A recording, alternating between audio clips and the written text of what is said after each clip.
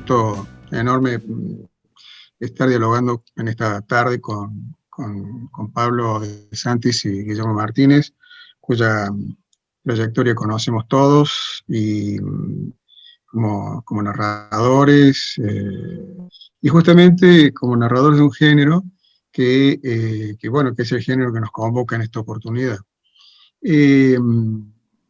Más o menos conociendo lo que ellos han escrito y lo que muchas veces han manifestado en entrevistas,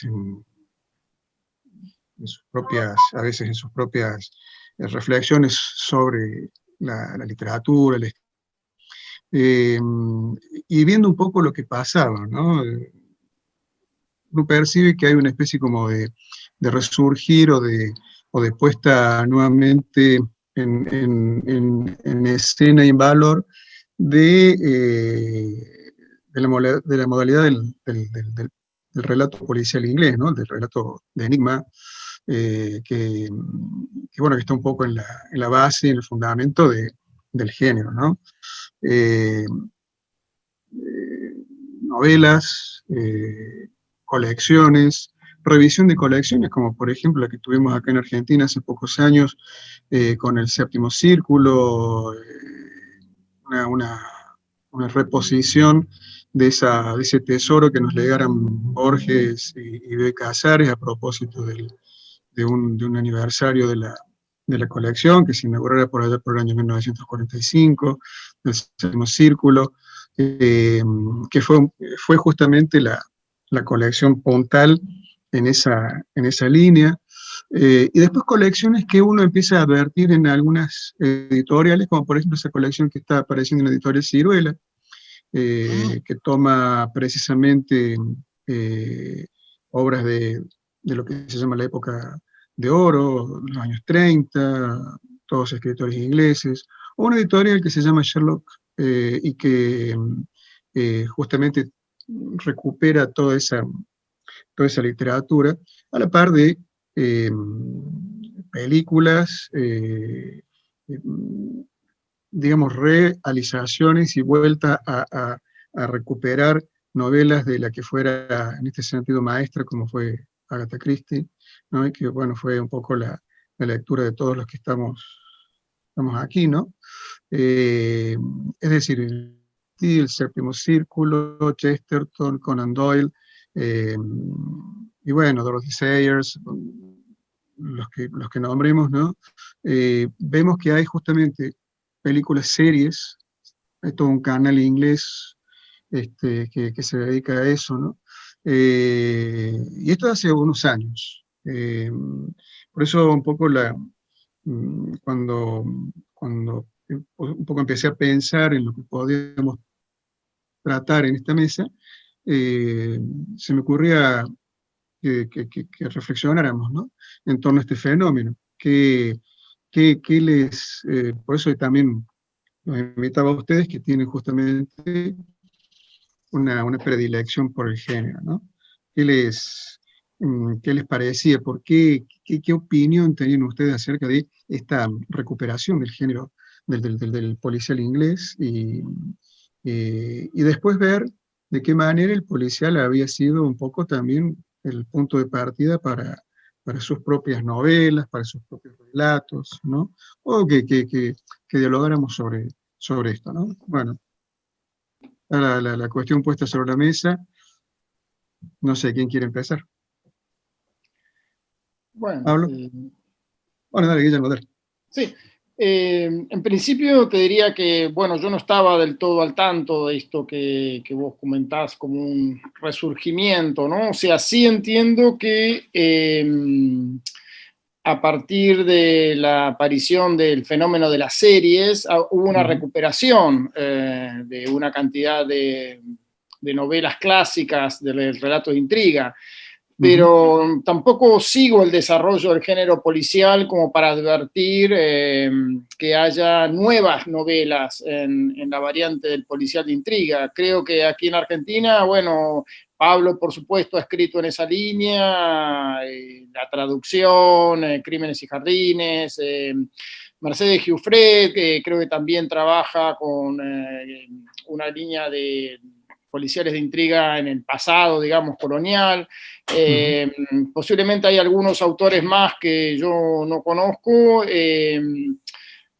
pero no creo que haya un resurgimiento del género. Yo te comento lo que a mí me interesó para volver a este género, que son tres cuestiones. La primera es la clase de pacto que hay con el escritor en el policial de enigma, ¿no? O sea, si en las novelas usuales o incluso en el policial negro hay algo así como un pacto de seducción, donde la seducción pasa por la acción, el peligro, digamos, de un modo el lector va acompañando al escritor.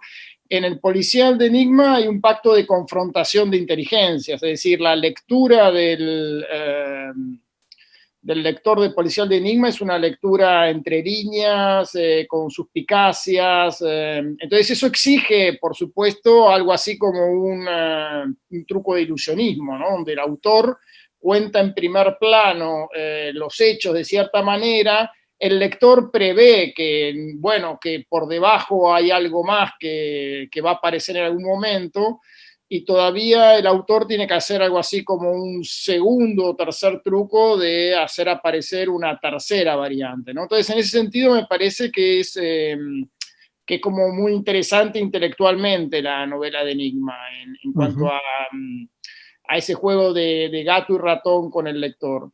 La segunda cuestión, que comparando un poco con lo que es el género negro, es que en la novela de Enigma siempre hay una sospecha sobre las verdaderas motivaciones en la naturaleza humana. Es decir, uno estaba forzado a pensar mal de los personajes, ¿no? A pensar de una forma... si nos presentan un personaje encantador, tendemos a pensar lo peor quizá de ese personaje, y viceversa. Si nos presentan un personaje que parece malévolo, tendemos a considerar que no será para tanto. Entonces, me parece que eso nos hace también inmediatamente que los personajes adquieran esa especie de facetado interesante que para mí tiene mucho que ver con la naturaleza humana, ¿no? O sea, en general vemos las apariencias de las personas, los modales, lo que nos quieren hacer creer que son, y el policial indaga en esa especie de segunda naturaleza sumergida. Y finalmente, creo que esto también está en las novelas de Pablo, la coartada que da el policial de enigma para hablar de la verdad en términos cercanos a lo filosófico, ¿no es cierto? Me parece que eso es algo, a mí es quizá lo que más me interesa, porque mis policiales están ligados con la lógica, con la fundamentación de la verdad, con la diferencia entre lo que es verdadero y lo que es demostrable. Y eso permite, en algunos casos, de llegar a una exploración de lo real que de otras formas no aparecería. Voy a dar un ejemplo con el caso María Marta García Belsunce. Uno podría imaginar a priori que hay dos posibilidades: o que el crimen se haya cometido dentro de la familia, o que se haya cometido por alguien fuera de la familia. Y digamos, y uno está, y lo interesante de ese caso es que ninguna de las dos teorías terminaba de cerrar del todo, ni la que corresponde al crimen intrafamiliar, ni a la que corresponde al crimen por un extraño. Y bueno, en la indagación aparece una tercera posibilidad, que es que haya sido un crimen cometido por alguien fuera de la familia, pero que la familia no quiere dar a conocer porque oculta otros secretos. Entonces, esas terceras posibilidades imprevistas, esas hipótesis que uno puede hacer casi contra la lógica, contra el sentido común, me parece que es finalmente lo más interesante de una novela policial de intriga. Es decir, la novela policial de intriga pone en jaque al sentido común, ¿no es cierto? Porque ninguna de las soluciones esperables es la llave que abre la puerta, ¿no? Entonces, ese es más o menos lo que a mí me interesa del relato policial. Ahora, Guillermo, ¿cómo ves, por qué te parece entonces que un poco a la luz de lo que vos acabas de perfilar y un poco en función de lo que planteamos al principio, ¿no? ¿Por qué te parece que ha tenido o está teniendo una respuesta por parte del público, en todo caso, tanto el público lector como el público que se encarga de ver series o que se seduce, se deja seducir por esto? ¿Qué te parece? Bueno, quizá por esto mismo, porque la novela policial de intriga tiene algo de puesta en escena de un acto de ilusionismo. Entonces, tiene Claro, ese encanto de la solución a algo difícil de imaginar previamente, tiene algo del orden del acertijo, pero puede tener también otros atributos, ¿no? Es decir, que habían quedado quizá opacados por el auge de la novela negra.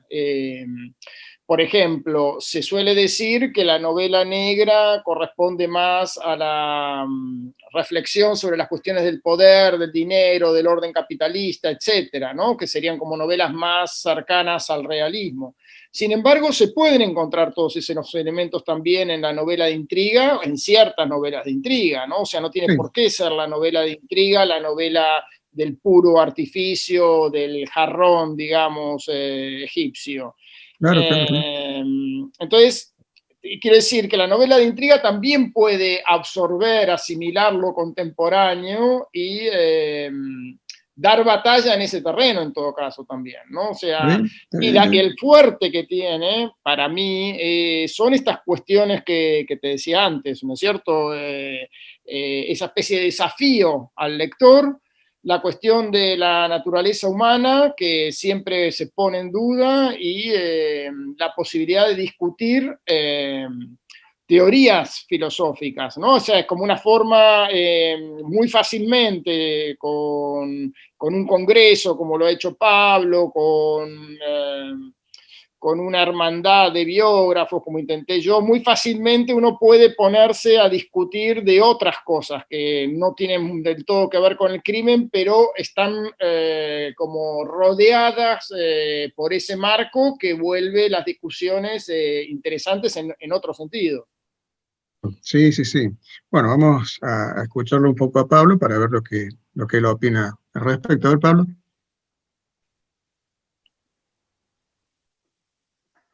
Bueno, escuchaba las palabras siempre muy interesantes de Guillermo y con las que estoy siempre de acuerdo. A mí me parece que la novela policial, uno de los atractivos de la novela policial de Enigma es justamente el artificio. Aquello que es más increíble es lo que mejor funciona, porque no funciona, digamos, en la realidad, pero sirve como metáfora. La idea de que un personaje solo eh, llegue a la verdad a través de una serie de indicios es algo muy atractivo. Sabemos que en la realidad no funciona así, sabemos que la policía trabaja con equipos, pero hay un elemento romántico en esta figura del detective solo, que Eso, puede ser Hércules Poirot o la señora Marple, o los personajes de las novelas de Guillermo, que tienen además eh, la mitad de camino entre la filosofía y la matemática, y en la última novela de la literatura también. Y también esa idea de los personajes a los que vemos como bajo una luz intermitente, ¿no? No vemos los personajes nunca de una manera completa, sino que vemos como fogonazos. Yo creo que por eso la novela policial ha hecho un camino muy, en cuanto a la época que le tocó recorrer, muy semejante al del psicoanálisis, ¿no? Y no ver que, digamos, detrás de las palabras hay un enigma, detrás de los gestos. La novela policial ujú, tiene una psicología que enseña siempre a desconfiar de lo que la gente dice, a desconfiar de lo que parece evidente. Esta es una psicología que por irreales que sean las novelas inglesas y transcurran bueno, en esas casas de campo o lo que sea, esa idea de que se puede saber la verdad a través de la palabra es muy atractiva, ¿no? sí, sí, Frente a un detective, por ejemplo, del ojo, de la mirada, como es Sherlock Holmes, Hércules Poirot es un detective de la palabra. A Hércules Poirot no le interesan los indicios materiales, no se pone a buscar nada. La señora Marple tampoco, lo único que hacen es conversar. Los dos lo único que hacen es conversar. Y me parece que eso nos lleva a nuestra realidad y nuestro presente, porque también de alguna manera confiamos en que podemos llegar a la verdad a través de la palabra, ¿no? Y yo creo que en el presente, en muchas novelas se ha unido un poco el mundo de la novela negra con el mundo de esta novela de enigma, ¿no? Están como muy, muy juntos. La novela de le ha dado la forma, realmente se plantea muchas veces en las novelas enigmas que al final alcanzan su resolución, como hizo en la novela, como va a ser la novela de enigma. La novela negra clásica, Chandler, esos enigmas quedaban muy detenidos, se iba, el atractivo estaba en otro lado, ¿no? La novela planteaba un paseo detective. Cuando uno llega al final de la novela de Chandler, ya no recuerda bien cuál era el misterio que había desencadenado la acción, ¿no? Claro, claro. Yo creo que en las novelas actuales, otra vez leí una novela de Gillian Flynn, una autora que se hizo famosa con una novela que se llama Perdida, pero yo leí otra Sí. que se llama Lugares. Sí. Y me parecía que estaban los dos elementos ahí aunados. Estaba la visión un poco social y el retrato de la sociedad de la novela negra, pero la forma era la forma más bien límpida de la novela de enigma. Claro, claro. Es un poco lo que pasa también con las novelas de Lee Child, por ejemplo. No sé si ustedes han leído alguna en la que está protagonizada por Jack Reacher, que es un ex marine norteamericano y que, bueno, él solo encara justamente todo un proceso de investigación a partir de una digamos, el leitmotiv general de esas novelas es que él está retirado, pero al haber sido, digamos, bueno, entrenado en esa disciplina, tiene la sagacidad para, esa sagacidad, como decía Pablo, una cosa increíble es que un tipo, digamos, que ya no tiene nada que ver con el ejército, ni con la fuerza militar, con nada, pero siempre por ahí se mete o lo meten en algo. Y entonces él arranca la investigación con eso, y él va siguiendo, él solo va siguiendo los pasos, no hay equipos, no hay forenses, no hay otra cosa más que él y su inteligencia, y pero a la vez también es un tipo que si tiene que confrontar, o sea, si tiene que ir tiene que pelear, digamos, ¿no? No tiene ningún problema y se agarra los sopapos con el que sea, con el que lo persiga o con el que sea, ¿no? Pero, y ahí, y bueno, Lee Child él es escocés, ¿no? Y él también hace ese cruce interesante, ¿no?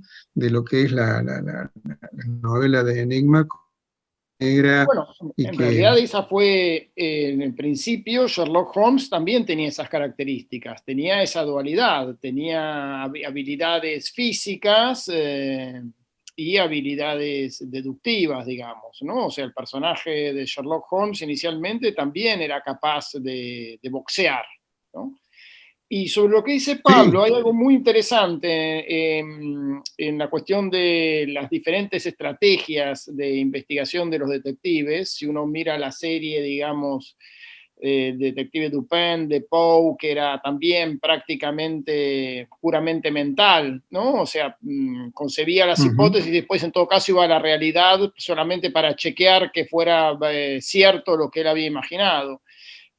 Pasando por Sherlock Holmes, que es la ciencia deductiva experimental y todas las evidencias físicas, Poirot, como bien dice Pablo, que es el desliz psicológico, y todavía Agatha Christie tiene un personaje más, quizá el más extraño, el detective más extraño, que ya es un lacaniano, que es Quinn, que no habla, o sea, es alguien que está sentado y solamente escucha, y las personas al hablar con él, es como se van aclarando de a poco, ¿no? Le cuentan cosas y las mismas personas van reflexionando sobre lo que pasó y van encontrando las pistas por sí mismas. Así que Agatha Christie tuvo un pequeño experimento, digamos, extremo, que fue un detective que prácticamente solo escuchaba.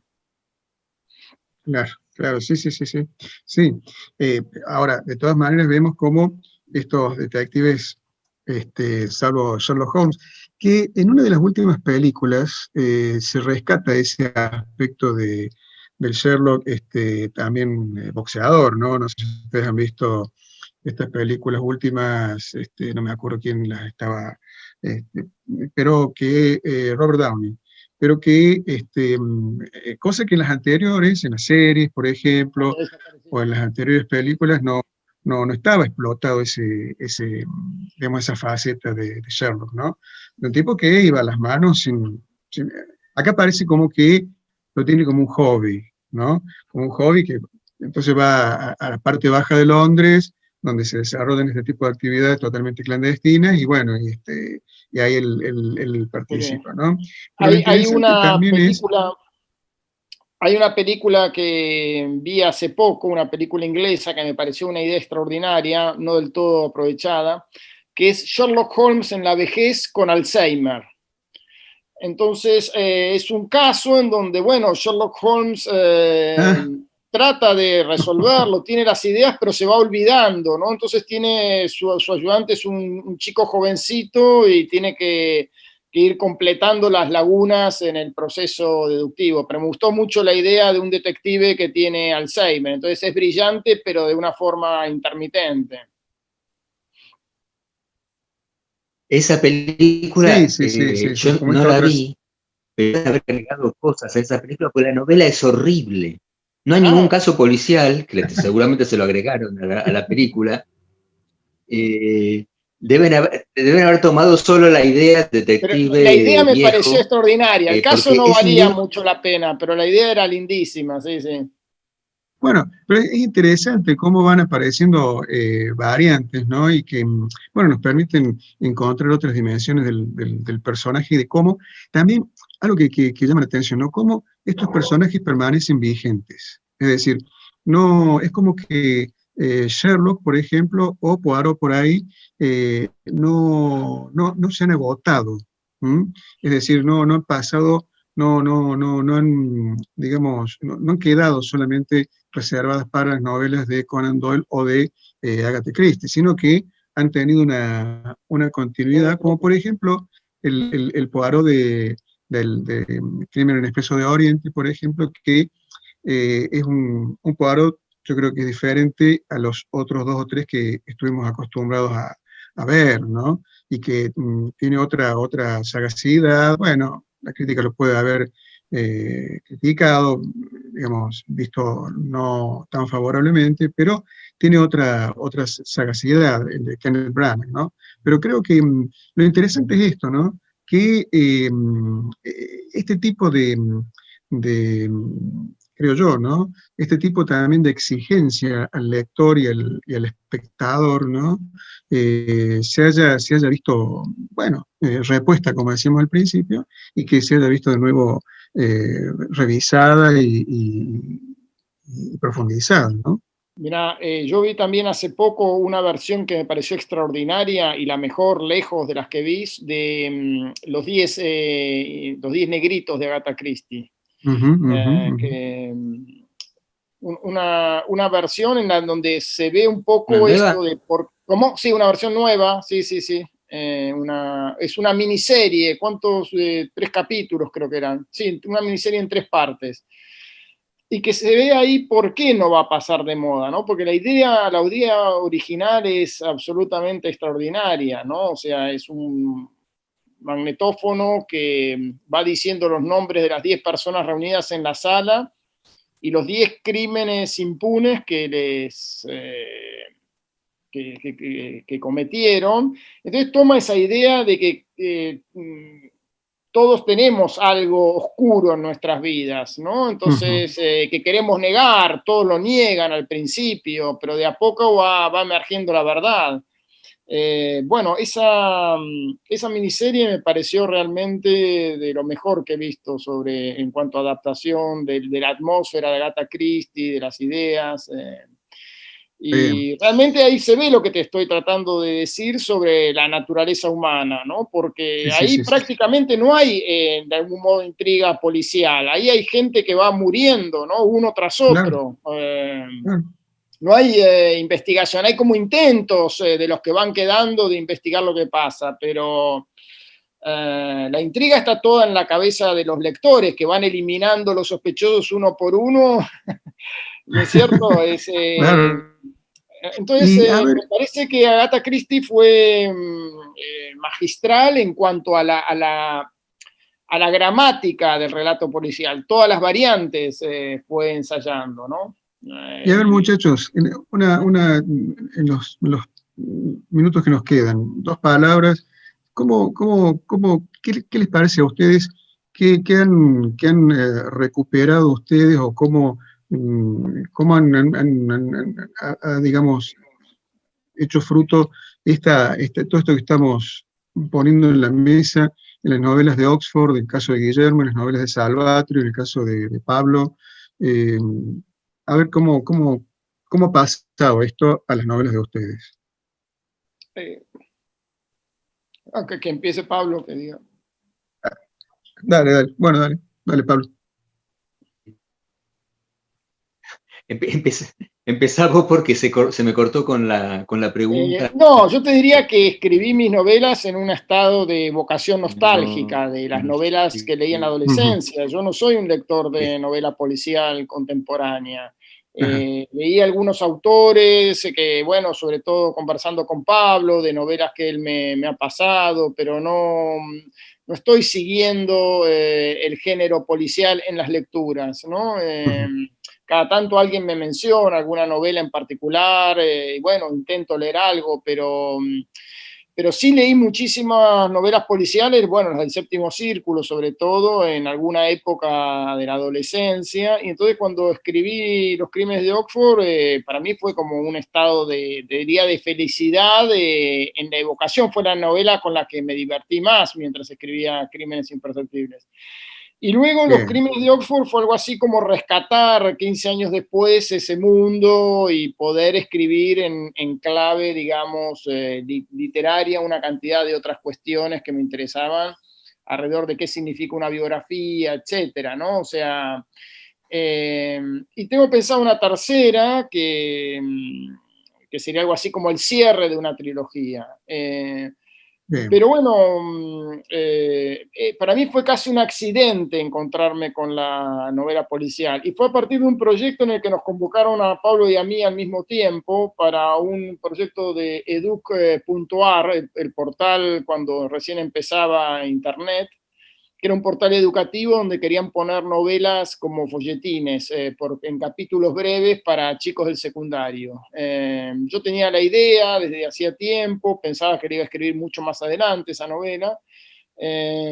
Entonces fue algo así como un desvío en la serie de libros que yo pensaba escribir.